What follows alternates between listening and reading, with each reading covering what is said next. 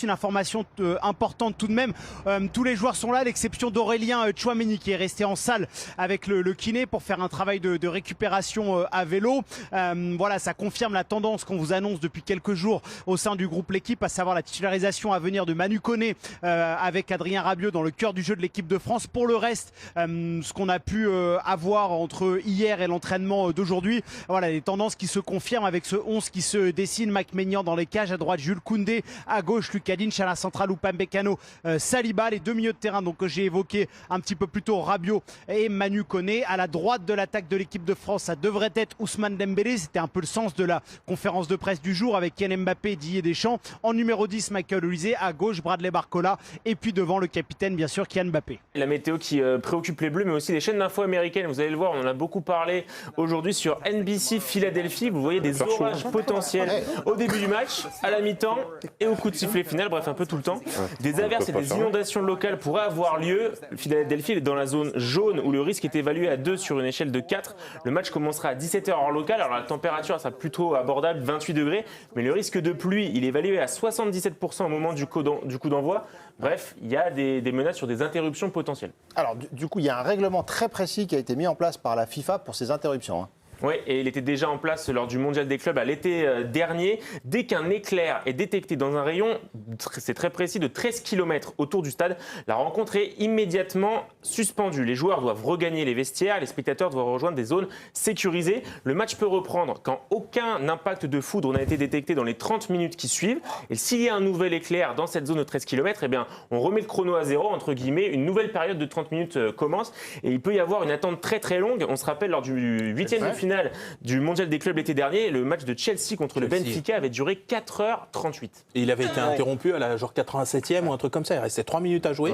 Mais comme la règle est la règle, ils avaient dû attendre combien 2 heures pour reprendre ces quelques minutes. Quoi. Demain, c'est 23h le coup d'envoi, heure française, pour le match face à l'Irak. Est-ce que c'est un sujet qui est beaucoup évoqué au sein de l'équipe de France, Giovanni ?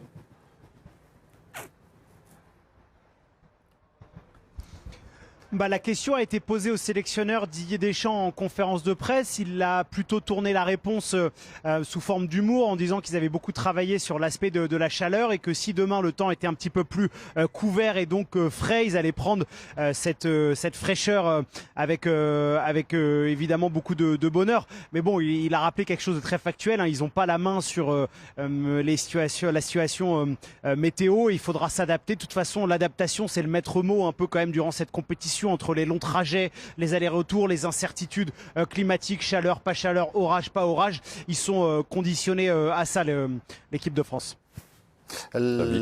Pardon, Gio ? Non. Ouais. Je pensais vous avoir entendu. La météo qui aura peut-être un impact sur ce France-Irak, mais on espère que tout se passera bien, évidemment, à ce niveau-là. Sur le terrain, on espère également que ça se passera bien entre les 4 offensifs, et notamment pour Ousmane Dembélé.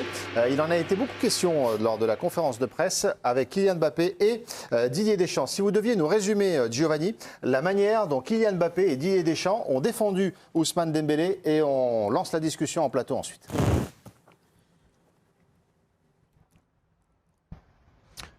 Si j'étais Ousmane Dembélé, déjà comme avocat, je prendrais plus Kylian Mbappé, qui a été à mon sens plus incisif que Didier Deschamps. Autant le sélectionneur a un peu, je trouve parfois été balbutiant sur la manière d'expliquer la prestation de Ousmane Dembélé. J'étais surpris parce qu'il a dit que sa première période avait été pas bonne, là où moi je l'avais trouvé très très bon en première période Dembélé et un peu moins bon en seconde. Il a parlé de cette éternelle variété dans l'aspect offensif, qu'il y avait beaucoup de permutations, qu'il n'y avait pas de position fixe et c'était une amélioration à voir. Il a rassuré sur son état physique. En revanche, j'ai trouvé les explications de Kylian Mbappé très bonnes. Il nous a appelé, nous, observateurs du football, à ne pas se concentrer uniquement sur la liaison entre deux joueurs quand deux joueurs se font la passe, mais de regarder également les appels à vide. Et lui, il estime par exemple sur ce premier but, sur la passe de Michael Olise, que c'est le déplacement de Ousmane Dembélé qui fait qu'il y a un décalage qui se crée et qui permet à Olise de trouver son capitaine de l'équipe de France. Il estime que Dembélé est essentiel et un rouage très important avec et sans ballon de ce quatuor offensif. Merci Giovanni. On va découvrir quelques déclarations de Kylian Mbappé au sujet de Dembélé.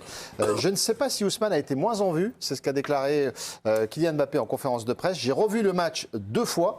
En première mi-temps, c'est le meilleur offensif des 4. La phrase elle est importante, hein. C'est le meilleur offensif des 4. Ousmane est très tranquille, c'est le ballon d'or. Il a la confiance du groupe et du staff. Voilà les principales déclarations de Kylian Mbappé. Il ne faut pas oublier qu'il a été blessé en fin de saison. Il va monter en puissance et ce sera un joueur décisif pour nous. Peut-être que la relation directe que j'ai avec Ousmane sur le terrain, on va la peaufiner. Mais au niveau des sensations, c'est vrai qu'il a beaucoup insisté sur cette bonne connexion avec Ousmane Dembélé. Qui veut prendre la main sur ce sujet? D'abord, est-ce qu'il y a un sujet? Et est-ce que la manière dont Kylian Mbappé vient en aide à Ousmane Dembélé est décisive? Il faut sauver le soldat Ousmane. Bon, on en est là quand même. J'ai l'impression parce qu'effectivement, ça devient un sujet. Mais notez que avant le début de la Coupe du Monde, l'autre sujet, c'était Kylian Mbappé. Sur est-ce que c'est lui qu'il faut en pointe? Souvenez-vous, est-ce que c'est pas lui qui fait un peu déjouer Dembélé? Souvenez-vous de tous ces débats qu'il y avait eu après les matchs de préparation. Et là, c'était pas mal Dembélé qui, pour le coup, avait pris la parole pour épargner un petit peu Mbappé ici. Ils s'aiment beaucoup ces deux-là, mais le fait est qu'il y a un sujet. Ils peuvent l'expliquer. Oui, il a fait un bon déplacement à droite, etc. On parle du Ballon d'Or, le meilleur joueur de 2025. Il y a un souci pour l'instant. Moi, je suis un petit peu curieux sur Ousmane Dembélé parce que quand on regarde sa trajectoire, on s'aperçoit qu'à Dortmund, c'était brillant, qu'à Barcelone, il y a eu du bon, mais il y a aussi eu du moins bon. Il y a aussi des périodes difficiles. Que dans le Paris Saint-Germain, avec les immenses stars, il n'avait pas le rendement qu'il a eu ensuite. Donc, est-ce que c'est un joueur qui est capable d'exister justement dans un effectif avec autant de superstars comme il l'a eu à une époque au Paris Saint-Germain? Finalement, c'est quand le Paris Saint-Germain a arrêté d'être ce PSG des stars que lui en est devenu finalement la star et qu'il a endossé ce costume. Je suis un peu curieux. Des moments, j'ai un peu l'impression qu'il est un peu... À Barcelone, il était entouré de stars quand même. Après, il a eu des blessures, il revenait, des blessures. C'est ce que je dis, à Barcelone, ça n'a pas toujours été... mais sur le terrain, il a été important quand même. Est-ce qu'il y a Moi, je trouve.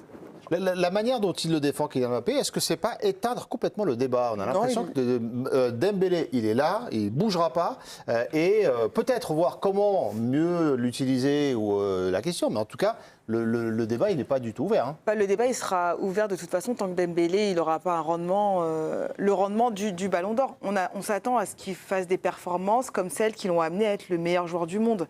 C'est vrai que cette saison, Dembélé, il a commencé blessé, il a fini blessé. Entre deux, on a vu quelques éclairs de génie, mais il n'a pas eu. On parlait des Espagnols tout à l'heure qui ont été un petit peu blessés. Il est un petit peu dans ce cas-là. Il n'a pas eu une saison complète où il a donné la plénitude de son talent tout le temps. Donc peut-être qu'il arrive sur cette Coupe du Monde, pas. Mais tu le verras jamais comme au PSG, parce que Dembélé est devenu Ballon d'Or parce qu'il jouait avant-centre. Sinon, il n'aurait jamais été Ballon d'Or. Oui, mais sur la saison qu'il avait faite, il n'avait pas eu de blessure, il avait fait une saison plutôt complète. Mais là, dans le poste où on le met, il n'aurait jamais été Ballon d'Or. Oui, même avoir le rendement qu'il a eu.